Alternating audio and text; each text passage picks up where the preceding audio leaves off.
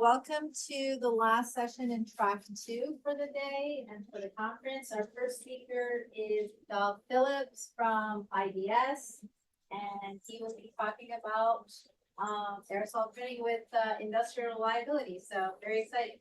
Yeah. Hi, everyone. It's really nice to be here today, and it's been good talking to those who have had a chance to stop by our booth over at G7 and see the printer and see our new printhead. So let's get going.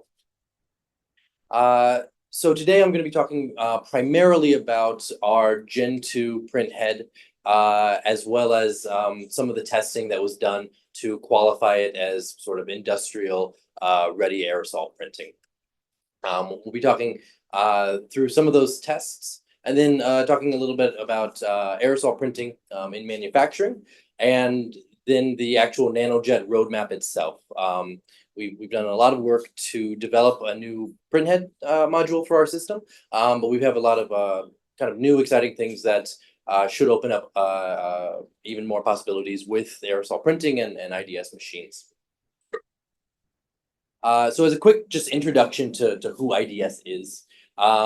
IDS, or Integrated Deposition Solutions, we were founded in 2013. We sort of came out of Sandia National Laboratories, where some of our patents came from. That's going to be like our dual lens focusing method of aerosol focusing, which really helps reduce overspray and the satellite depositions that were common in aerosol printing.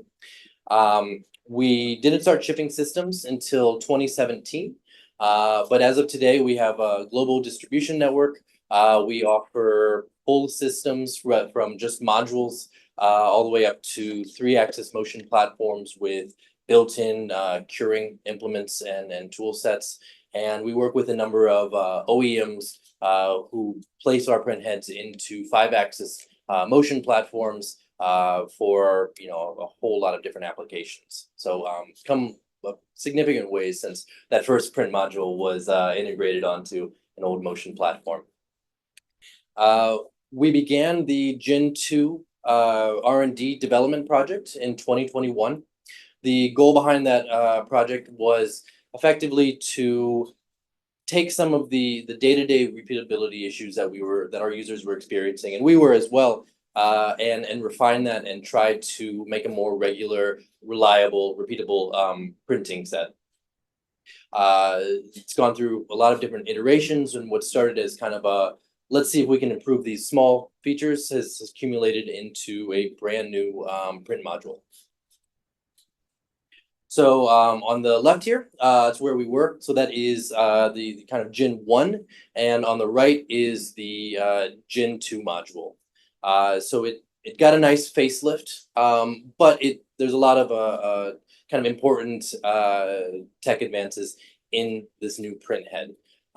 Kept the same kind of compact shape, so it's really easy to integrate onto various user platforms. And what we try to do is provide as many printheads as possible for different application sets. So it's meant to be as user and integrator friendly as possible. So some of the new features on the system. One of the most important is we have on-head temperature control. So we have TEC cooling on that head. So you can set a temperature between 5 and 45 degrees Celsius, and it will keep it at that constant. So before, what we were doing was a little bit of a water recirculation to cool down the actual atomizer board.